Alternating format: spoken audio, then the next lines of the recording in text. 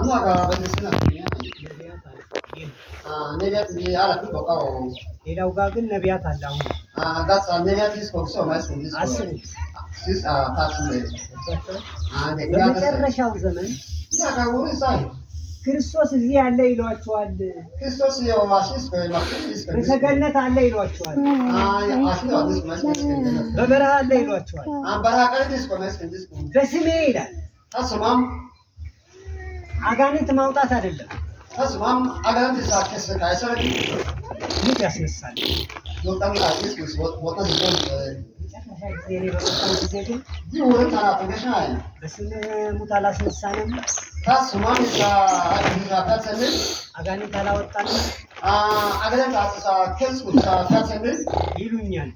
እስ መስከል ከኔ ሁላቸዋል። አላ ንቆስ ሰው ማጥፋት ሰው ማለት ነው። እንግዲህ ሙት ይቀሰቅሳል።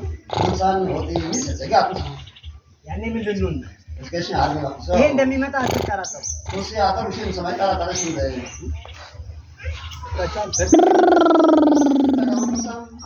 ይዘው ብዙ ነገር የሚያደርጉ ሰዎች አሉ።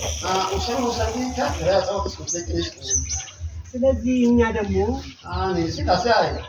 የእግዚአብሔርን መንፈስ ቅዱስ ካልያዝን በስተቀር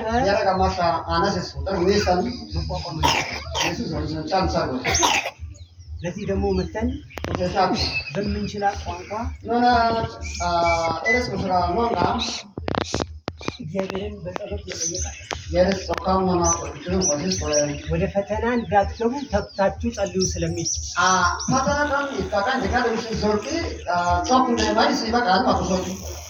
ሳንጸልይ ፈተና ውስጥ ከገባን በኋላ መውጣት የምንችል ይመስላችኋል?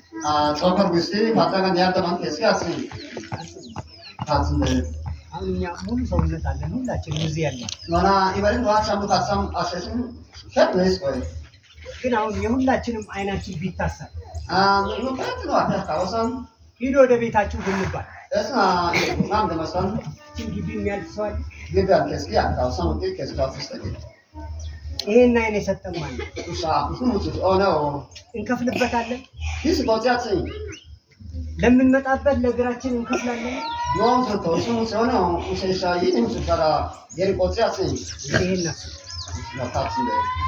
ስለ እውነት ነው የምላቸው፣ ሌላ አይደለም። ገንዘቡን ተዉት።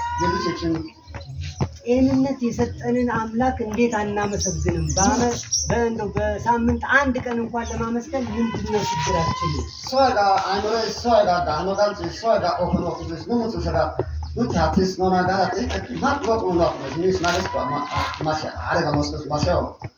አሁን ጎረቤታችን ያሉ ሰዎች ሌሊት ላይ ሲጮሁ ትሰማለህ። ሰውነት ይሰቀጥጣል አይደል?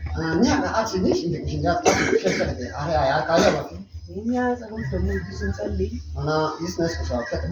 ሰውን አያውቅም።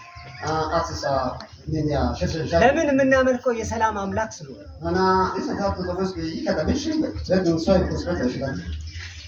ወደ መንግስት ወደ ገነት የሚገቡት ጥቂቶች ናቸው ነው እኮ የሚለው፣ ብዙ አይልም እኮ። ይሄን ነው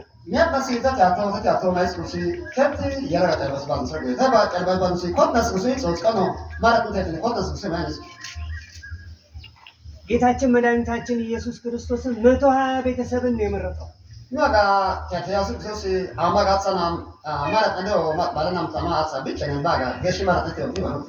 ሐዋርያቶች ናቸው።